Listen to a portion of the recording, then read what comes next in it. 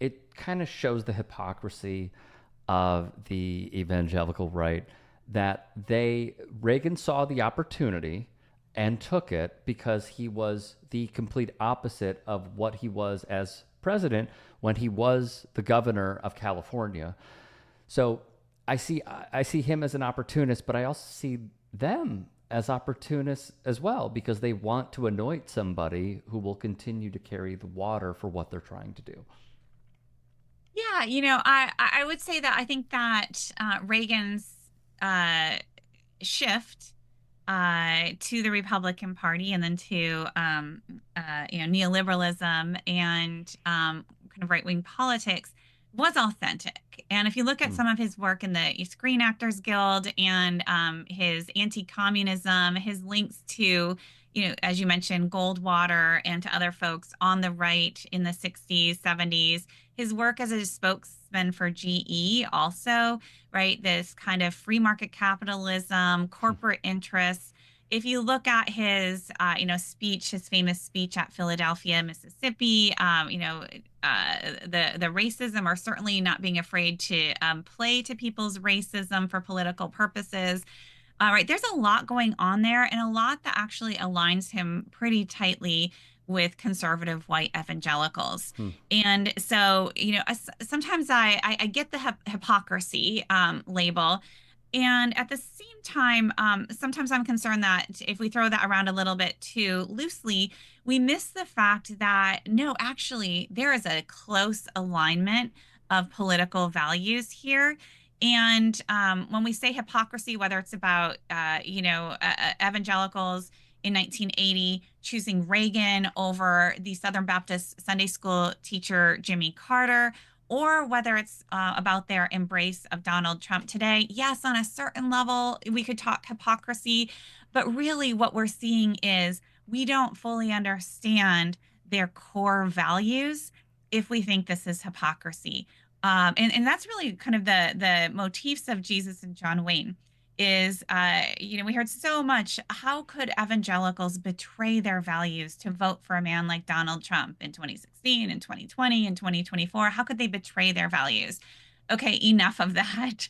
If you're asking that question, you don't understand what their core values actually are. Hmm. There's another thing, and obviously we'll get to Trump a little bit later, but you wrote in your book, the election win of Reagan swung evangelicals' lifelong loyalty to Republicans. How did he do it? Say that again. Sorry, one more time. Sure. So on page 106 of your book, you wrote the election win of Ronald Reagan swung evangelicals' lifelong loyalty to Republicans. Oh, yeah, yeah. How did he do it? Um, so, there's a lot going on there, and it's not just Reagan, right?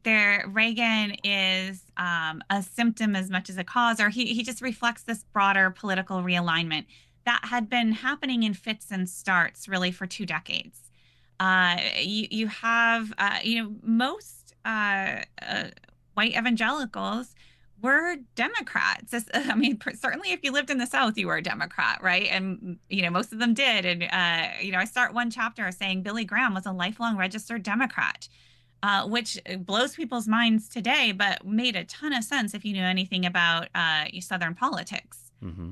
So what we're seeing in this chapter of history is a political realignment, right? And it's around things like the civil rights movement, the war in Vietnam, and economic issues, and so Reagan, you have these, this term Reagan Democrats. There are a lot of people that move with Reagan from the Democratic Party, particularly white Southerners and white working class. And so that's kind of the backdrop here.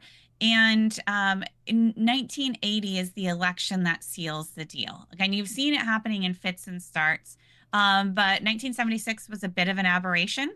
Again, somebody like Jimmy Carter, yes, he's a Democrat, but my goodness, he's this, card carrying, born again evangelical. The media is like, scrambling around in the pre Google age. What does that mean? What does it mean to be born again? And, in the wake of Watergate, he seemed this breath of fresh air, and he's going to restore morality, Christian morality to politics. That was the last gasp. It was the last time that a Democrat got the majority of evangelical votes. Reagan comes along, And many evangelicals felt betrayed by Carter, or were told by their leaders that they should feel betrayed because Carter ended up supporting the Equal Rights Amendment. He, was uh, seen as weak on foreign policy. We could dissect that. There's a whole history there as well. And he organized this fascinating moment, White House Conference on the Families, right? Saying, okay, there's a lot of concern about family values. Let's organize a conference and let's bring all the parties together, and let's figure out how to strengthen the American family. And it dissolved into total chaos because the Christian right was there in force. And it became clear very early on that there was a fundamental disagreement over the definition of family.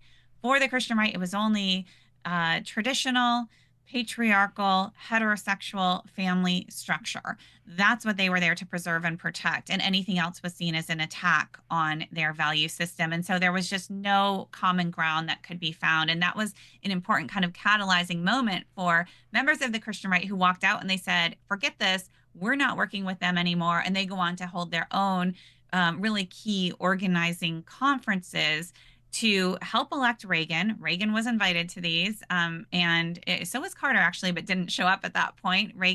He was embraced, and this is where Reagan, says to them, "I know you can't endorse me, but I want you to know that I endorse you." And so that 1980 election is really key to see that alignment really solidify. And in many ways, we haven't really looked back.